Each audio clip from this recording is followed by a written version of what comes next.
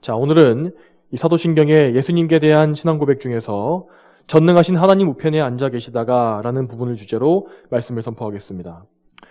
자, 오늘 우리가 읽은 본문을 포함해서 이 성경에는 예수님께서 하나님의 오른편에, 우편에 앉아 계신다라는 표현이 많이 나옵니다. 자, 이 구절들은 먼저는 시편 110편 1절에서 유래한 것인데 거기엔 이렇게 나와 있습니다. 여호와께서 내 주께 말씀하시기를 내가 내 원수들을 내 발받침대로 삼을 때까지 내 오른쪽에 앉아 있어라 하셨습니다. 자, 이것이 시편 말씀입니다. 자, 이 말씀에서는 이 성부 하나님과 성자 예수님의 관계, 그분의 그 두 위격의 위치가 마치 그림을 그리는 것처럼 눈에 보이듯이 묘사되어 있습니다. 자, 그러면 예수님께서는 정말로 하나님의 오른편, 우리가 알고 있는 그 오른쪽에 왕좌를 놓고 앉아 계시는 것일까요? 사실 이것은 비유적인 표현으로 받아들여야 합니다.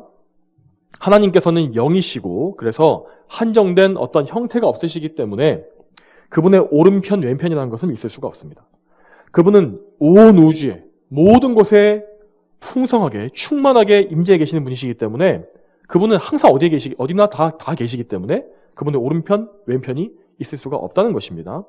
자, 비슷한 표현으로 성경에서는 하나님의 권세와 능력을 표현할 때에 그분의 오른손이라는 말을 정말 많이 사용하는데, 근데 하나님께 정말로 오른손이 있을 수 있겠습니까? 그럼 왼손도 있단 말인가요?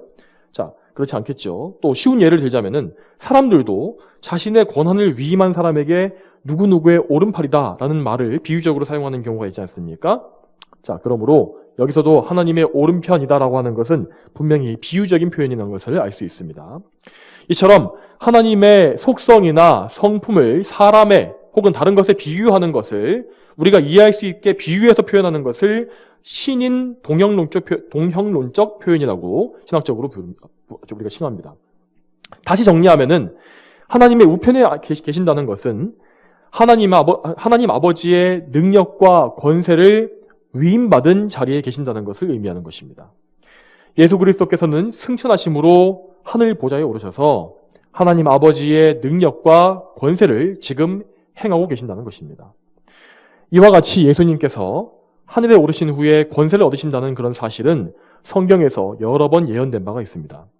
대표적으로 이 천사가 마리아에게 나타나서 예수님께서 성령으로 잉태하실 것을 알렸을 때에 예수님께서는 다윗의 왕위를 가지고 야곱의 집을 영원히 다스릴 뿐이다 라고 예언되었습니다.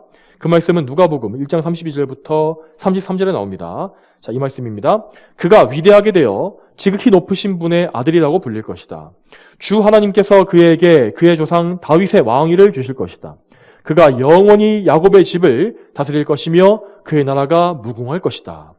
또한 시편 2편 6절에는 내가 나의 왕을 나의 거룩한 산 시온에 세웠다 라고 말씀하셨는데 이 말씀은 하나님 아버지께서 그분의 아들 예수 그리스도를 왕을 거룩한 교회를 다스리는 왕으로 세우셨음을 말합니다. 예수님께서는 분명히 이 땅에 계시는 동안에는 가장 수치스러운 죽음을 죽으셨고 무덤에 묻히심으로써 가장 낮은 곳으로 내려가셨습니다.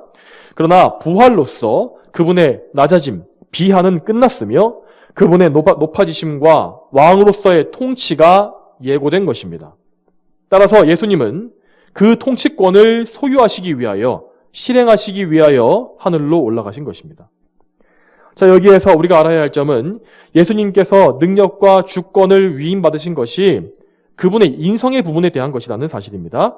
자, 신성의 부분에 대한 것이 아니라 인성입니다.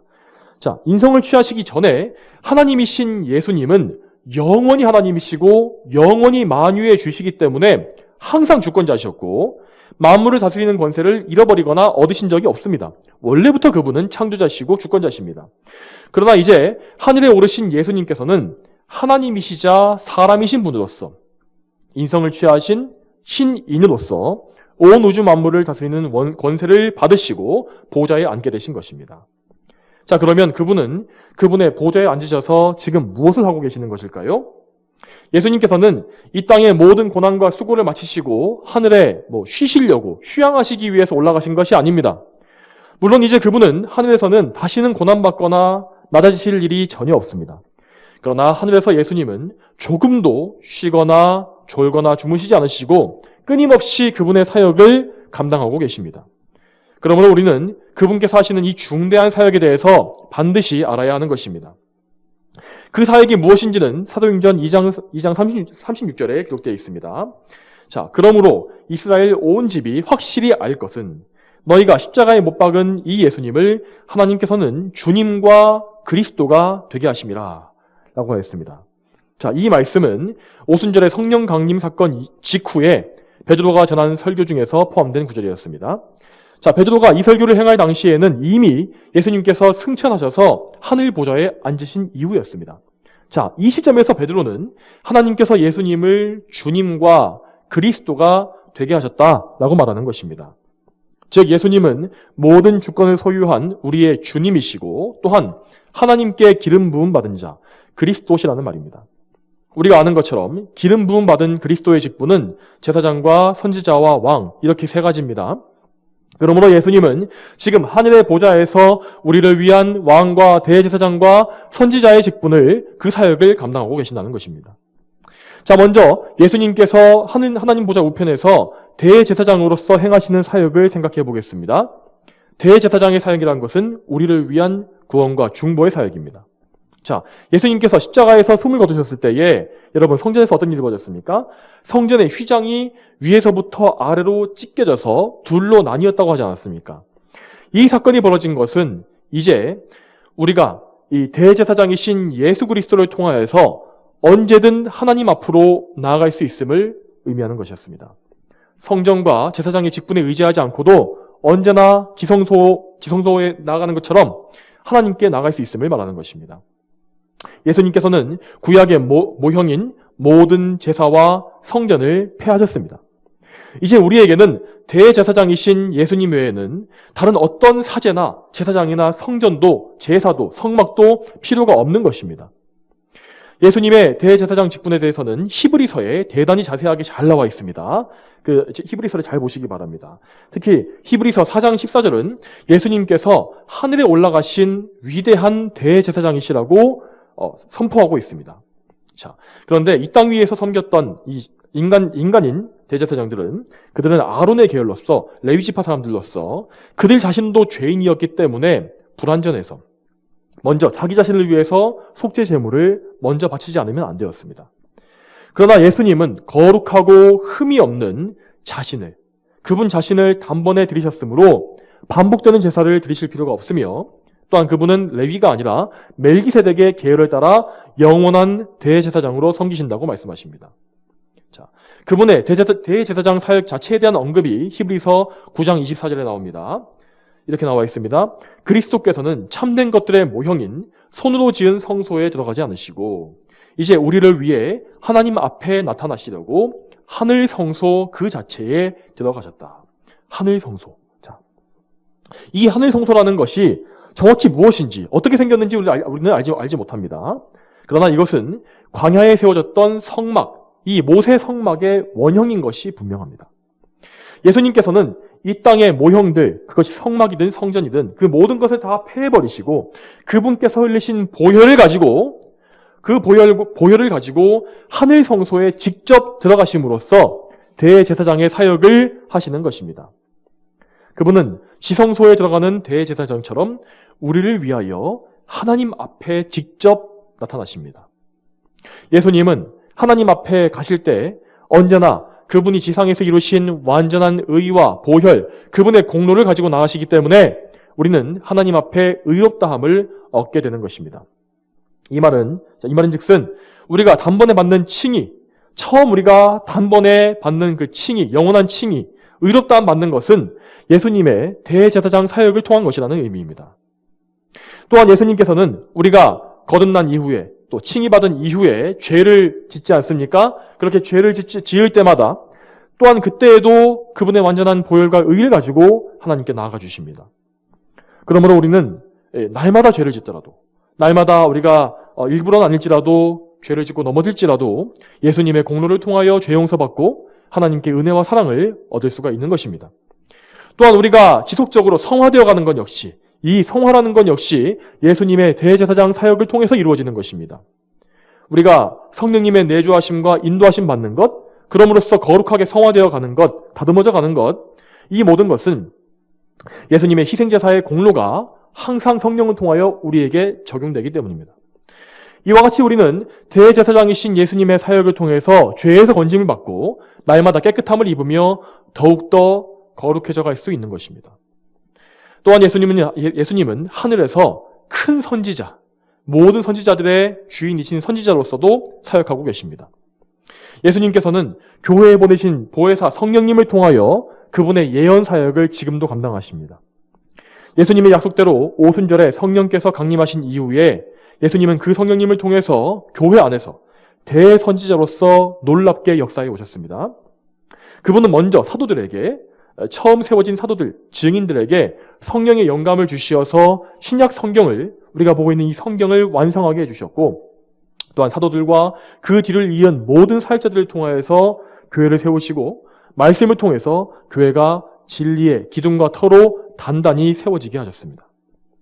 또한 예수님은 성도들 안에서 내주하시는 성령님을 통하여서 그들의 삶 속에 그들이 들은 말씀, 읽은 그 말씀이 이루어지게 하심을 통하여서 그 일을 통해서도 선지자로서의 거룩한 사역을 계속해서 감당하십니다.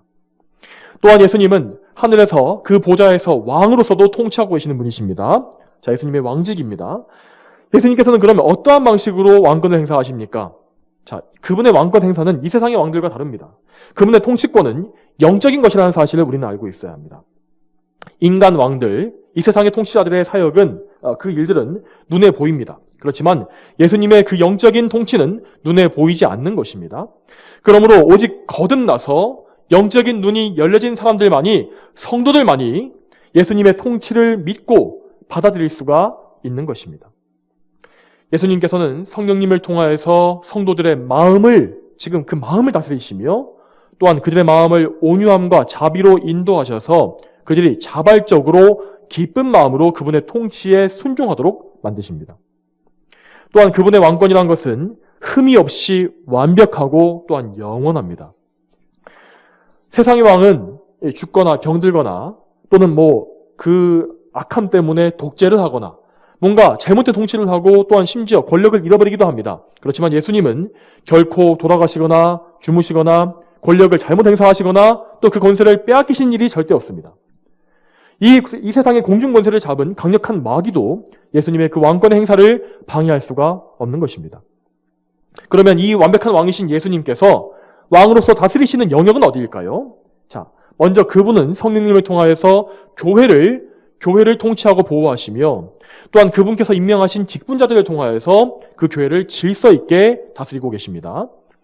또한 예수님은 천사들을 그분의 사자로 사용하셔서 그 성도들과 교회를 보호하시는 일도 하십니다. 예수님께서는 교회의 머리시며 교회는 그분의 몸입니다.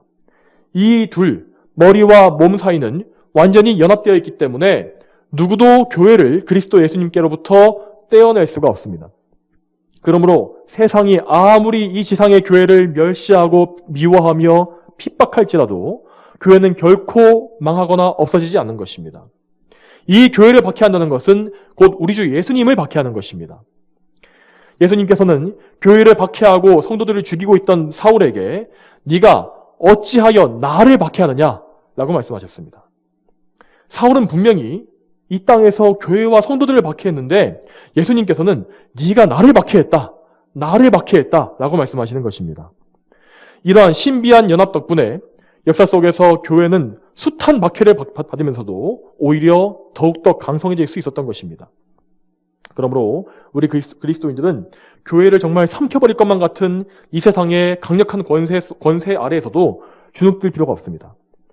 교회가 오늘날 같이 이렇게 세상에 겁을 먹고 위축되어 버린 그런 이유는 교회가 다른 것이 아니라 그들의 머리이신 예수 그리스도와의 연합관계를 잘 알지 못하고 또 그 연합관계를 믿지 못하기 때문입니다.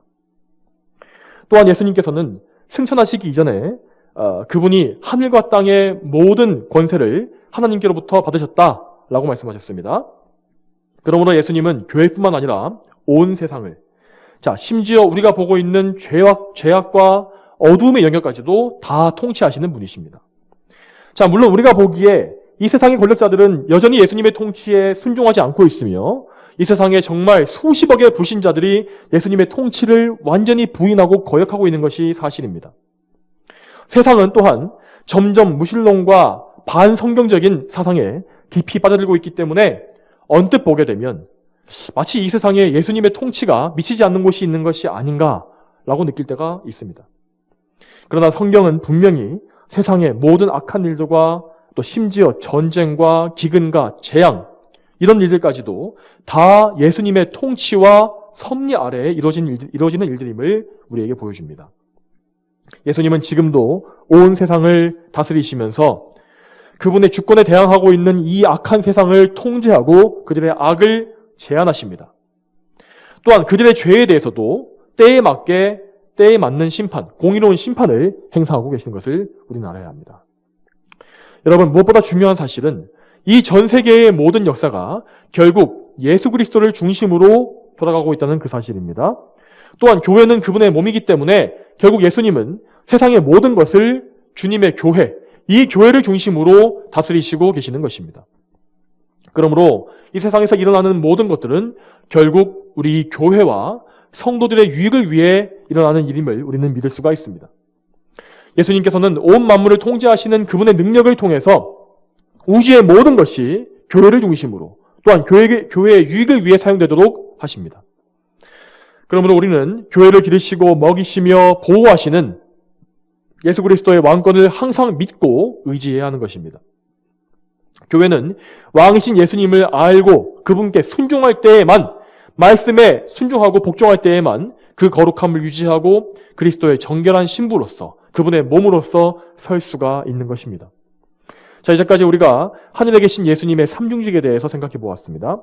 자, 우리는 이처럼 예수님께서 하나님 우편에 앉으셨다는 교리, 그분께서 하고 계시는 이 일에 대한 교리를 깊이 깨닫고 또한 굳게 믿어야 합니다.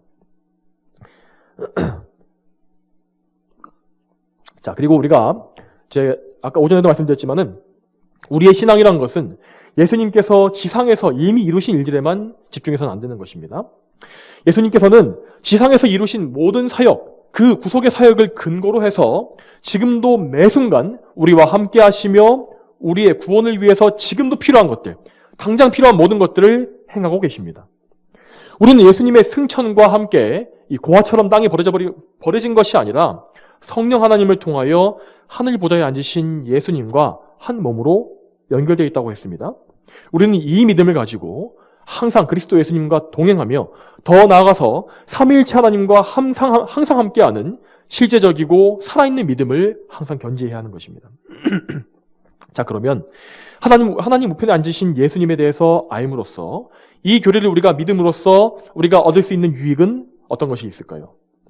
자, 먼저 우리는 우리의 영혼이 언제나 안전할 것이라는 사실을 믿을 수 있게 되어서 위로와 평안을 얻을 수가 있습니다. 참된 교회와 올바른 신앙이 위협받고 이단들이 정말 들불처럼 득세하며 배교와 배도에 빠지는 교회가 점점 많아진다 할지라도 우리는 그렇다고 해서 참된 교회가 없어질 것이라고 생각해서는 안 됩니다. 참된 교회는 항상 안전한 것입니다. 또한 우리가 다니는 지역교회 안에서 이 지역교회 안에서 이 사람들의 잘못으로 인해서 뭔가 인간의 죄로 인해서 많은 시험과 풍파가 닥칠 수 있습니다. 그럴 때에도 우리는 예수님의 선하신 통치를 믿으면서 평안을 얻을 수 있는 것입니다. 사람을 바라보지 않고 우리의 왕이신 예수님을 바라봄으로써 그 예수님께서 이 교회를 다시 한번 온전케 하실 것이다 라는 것을 믿을 수 있는 것입니다. 또한 여러분, 교회와 세상에 대한 것뿐만 아니라 또한 개인적으로도 우리의 개인적인 삶에서도 우리는 얼마나 많은 시련과 어려움을 겪습니까? 이 세상에서는 정말 내가 감당하기 어려워 보이는 온갖 장애물과 위험물들이 너무나 많습니다. 인간관계의 문제, 자녀의 문제, 부부간의 문제, 사업과 직장의 문제, 또한 건강의 문제와 내 마음속에서 벌어지는 온갖 죄악의 문제들 역시 이런 것 등등이 정말 너무나 많은 것들이 우리를 괴롭히지 않습니까? 그러나 그런 풍파 가운데서도 우리는 예수님께서 지금도 하시는 일들을 생각하면서 믿음으로 기도할 수 있는 것입니다. 예수님의 통치권은 미치지 못하는 부분이 없기 때문에 우리는 우리의 모든 문제를 그분이 풀어주실 수 있음을 믿을 수 있습니다. 또한 예수님께서 정말 옹고집 같은 그런 고집스러운 사람의 마음도 모든 사람의 마음을 다 바꾸실 수 있다는 것도 우리는 믿을 수 있습니다. 또한 그분은 못 고칠 질병이 없으시며 또한 우리의 습관적인 죄의 문제, 그것이 아무리 오래된 죄의 문제라 할지라도 그것을 끊어버리실 수 있는 분이십니다. 그분의 손이 닿지 못할 만큼 깊은 수렁은 없고 그분의 눈이 보지 못할 만큼 캄캄한 어둠도 없습니다. 그러므로 우리는 이 불완전한 육신의 장막에 사는 동안에 항상 우리와 함께 하시며 지금도 살아 역사하시는 예수 그리스도께 전적으로 우리의 삶을 맡겨드릴 수가 있는 것입니다. 또한 우리는 이 오늘 배운 교리를 통해서 영원한 소망을 가지고 이 땅을 살아갈 수 있는 것입니다. 자, 지난 주일 설교에서도 말씀드렸지만은 예수님께서는 하늘에서 이 삼중직뿐만 아니라 우리가 영원히 살게 될 처소를 예배하는 일도 하고 계십니다.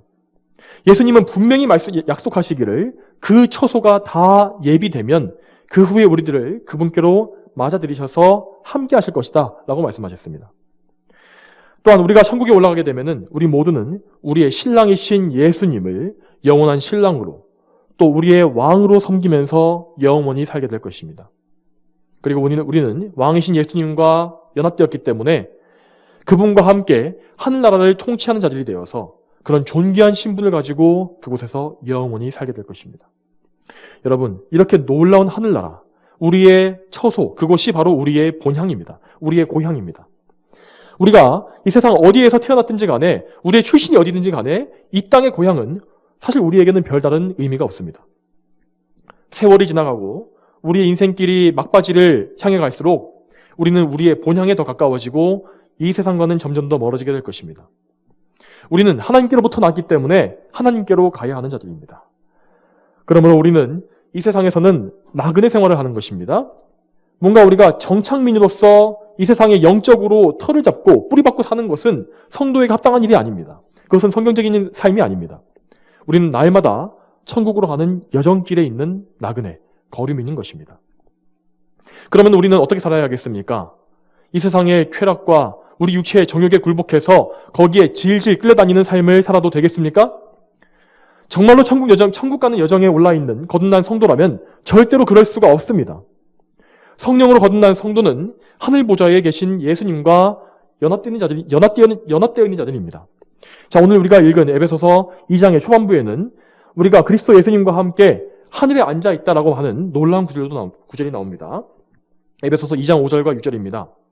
이렇게 나와 있습니다. 허물로 죽은 우리를 그리스도와 함께 살리셨고 또 그리스도 예수님 안에서 함께 일으키시어 하늘에 함께 앉게 하셨다. 자, 예수님 안에서 함께 일으키셔서 하늘에 함께 앉게 하셨다라는 말씀을 생각해 보시기 바랍니다.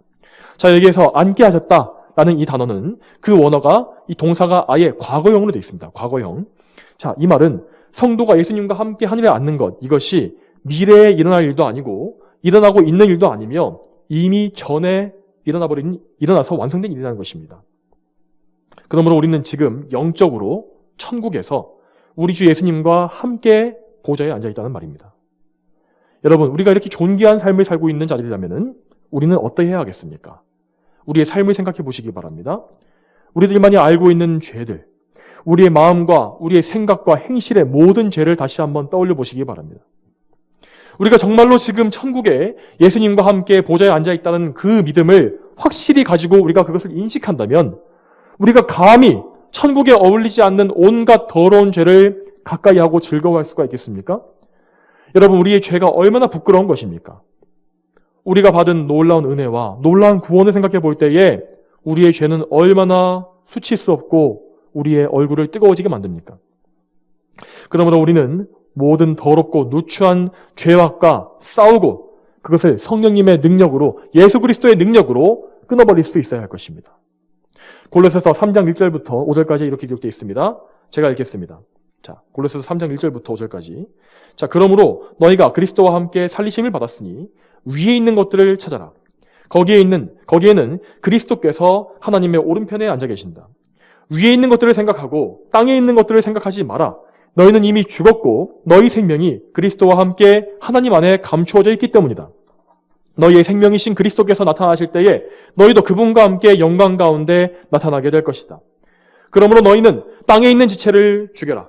곧 음행과 더러운 것과 정욕과 악한 욕망과 탐욕이니 탐욕은 우상숭배이다. 자, 우리는 이 거룩한 말씀대로 우리의 땅의 지체를 죽이고 천국의 백성답게 거룩한 삶을 좇아야 합니다. 자, 물론 이 일은 우리의 몸이 있기 때문에 대단히 어렵고 많은 도전과 고난이 따라올 것입니다. 그렇지만 우리의 주권, 우리가 우리를 마음대로 할 수 있는 그 주권은 오직 우리에게 있는 것이 아니라 보좌에 앉으신 그리스도 예수님께 있기 때문에 우리에게 별다른 선택의 여지는 없는 것입니다. 우리가 영적으로 거룩함을 따르고 그리스도 예수님의 계명을 따르는 것, 이것은 우리의 의무이지만 또한 동시에 무조건적으로 우리에게 유익만을 줄 것입니다. 물론 당장 손해를 보는 것처럼 보일 수 있습니다. 그렇지만 그 모든 손실들은, 단기적인 손실은 결국에는 정말 비교할 수 없이 좋고 또한 영원한 상급으로 보상받게 될 것을 우리는 알아야 합니다. 마지막으로 우리는 이 세상을 떠날 때에도, 우리의 생명이 끝날 때에도 하나님 우편에 앉으신 예수님을 생각하면서 위로와 평안을 얻을 수 있습니다. 이 세상에서의 모든 사명이 끝나고 고된 싸움이 다 종결되면은 언젠가 우리 모두는 예수님의 부름을 받게 될 것입니다. 그분은 우리의 주권자이시기 때문에 우리의 몸과 영혼을 그분의 선하신 뜻대로 인도하실 능력 역시 다 가지고 계십니다. 이 세상에서 우리의 숨이 끊어질 때에 우리의 영혼은 몸과 분리되어서 장막을 벗어나 낙원에 올라가게 될 것인데, 그때 우리 영혼을 반겨 맞아주실 분은 분명히 그리스도 예수님이십니다. 사도행전 7장 55절과 56절에 스데반 집사님께서 순교하실 때 보았던 광경이 나와 있습니다. 자, 이렇게 나와 있습니다. 그가 성령이 충만하여 하늘을 바라보았는데 하나님의 영광과 예수께서 하나님의 우편에 서 계신 것을 보았다. 그가 말하기를, 보아라, 내가 하늘이 열리고 인자가 하나님의 우편에 서 계신 것을 본다 하니. 자, 곧 낙원으로 올라가게 될 스데반을 위해서 하늘이 열렸고 예수님께서 그를 맞이하시기 위해서 보좌에서 일어나 서셨다는 것입니다. 이 놀라운 광경을 영적으로 보게 된 스데반은 죽음의 두려움을 이겨버렸고 오히려 기뻐할 수 있었습니다. 그래서 그는 돌에 맞아 죽어가면서도 부르짖어 말하기를, 주 예수님, 내 영혼을 받으소서라고 말했으며, 또한 오히려 자기를 죽이는 대적들을 위하여 기도할 수가 있었던 것입니다. 여러분, 우리가 장차 죽음으로써 예수님께 가게 될지, 아니면 우리가 마지막 재림 때까지 살아남아서 죽음을 보지 않고 올라가게 될지는 알 수가 없습니다. 그렇지만 우리는 우리의 호흡이 다하고 우리 인생이 마무리되는 그때에도, 그때가 어떤 방식이든지 간에 아무 두려움 없이 주님께로 갈 수가 있습니다. 물론 이 죽음이란 것은 매우 아프고 괴로우며 또한 무서운 것입니다. 그러나 우리 주님께서는 우리가 요단강을 건널 때에도 계속해서 하늘에서 그분의 사역을 하고 계시기 때문에 결코 그분은 우리의 영혼을 분실하시거나 또 잃으실 일이 절대 없습니다. 혹시 여러분, 지금 이 말씀을 들으시는 분들 중에서 지금 삶이 끝나가시는 분들, 죽음이 가까우신 분들이 계십니까? 하늘 보좌 우편에 앉으신 예수님을 바라보시기 바랍니다. 그분을 믿고 의지하십시오. 여러분이 참으로 그분 안에 있다면 예수님께서는 친히 여러분의 영혼을 낙원으로 인도하실 것입니다. 그리고 그분의 품에 안아주실 것입니다. 또한 우리의 영원한 소망은 단지 영혼의 구원뿐만 아니라 우리 몸의 부활, 육신의 부활로도 이어지게 되어 있습니다. 그리고 부활의 몸과 영혼의 결합, 그리고 몸과 영혼의 영원한 구원으로서 완성될 것입니다. 예수님께서는 모든 역사가 마무리되고 그분의 때가 되었을 때에 하늘 보좌를 잠시 떠나가실 것입니다. 그리고 그분은 천군 천사들의 나팔소리와 함께 구름을 타시고 이 세상에 다시 오실 것입니다. 우리는 믿음의 눈으로 그 마지막 날을 바라보면서 기대하고 소망할 수 있어야 합니다. 예수님의 재림에 대한 교리는 다음 주에 이어지는 사도신경의 신앙고백에서 더 구체적으로 말씀을 전하도록 하겠습니다. 자, 이제 말씀을 맺겠습니다. 자, 성도 여러분, 자, 우리 인생의 연수가 그 인생의 그 길이가 얼마나 될지 우리는 알지 못합니다. 그러나 우리의 인생이 길든지 짧든지 간에 우리는 우리의 구원자요 주님이신 예수님만을 믿고 그분의 통치와 중보하심에 우리의 삶을 다 의탁해야 합니다. 예수님과 함께하지 않고 그분의 구원의 은혜 안에 있지 못한 사람은 그 어느 누구라도 이 세상에서 아무리 모든 것을 가졌다 할지라도 그는 실패한 인생입니다. 그러나 이 세상에서 아무리 초라하고 보잘것없으며 아무것도 손에 쥐지 못한 사람이라 할지라도 그가 정말 예수님을 믿어서 구원받아 예수님의 몸의 지체로서 그분의 보호하심 안에 살고 있다면 그는 이 세상 누구보다 더 나은 삶을 살고 있는 것입니다. 그는 승리자요 영원한 구원을 얻은 자입니다. 이것은 성경의 진리입니다, 여러분. 이 사실을 굳게 믿으십시오. 그리고 예수님의 주권과 통치에 순복하시기를 바랍니다. 다 함께 기도하시겠습니다. 거룩하신 아버지 하나님, 오늘도 저희가 사도신경의 신앙 고백을 통하여서 우리 주 예수님께서 우리를 위해서, 하늘 위에서 지금도 보좌 위에 앉아서 하고 계시는 그 모든 일들을 배우게 하시니 감사합니다. 하나님 아버지, 저희는 참으로 연약하여서 이 땅에서 홀로 설 수가 없습니다. 주님, 그러나 주님께서 저희를 고아처럼 버려두지 아니하시고 성령 하나님을 통하여 지금도 하나님 하늘에서 하고 계시는 그 모든 주님의 거룩한 사역을 우리에게 적용하신다는 사실을 우리는 믿습니다. 주여, 우리가 이 사실을 굳게 믿게 하시고 정말 더욱더 주님께 의지하면서 이 땅에서 예수님께 순종하며 거룩한 삶을 살 수 있도록 인도하여 주시옵소서. 감사드리오며 예수님의 이름으로 기도 올렸습니다. 아멘.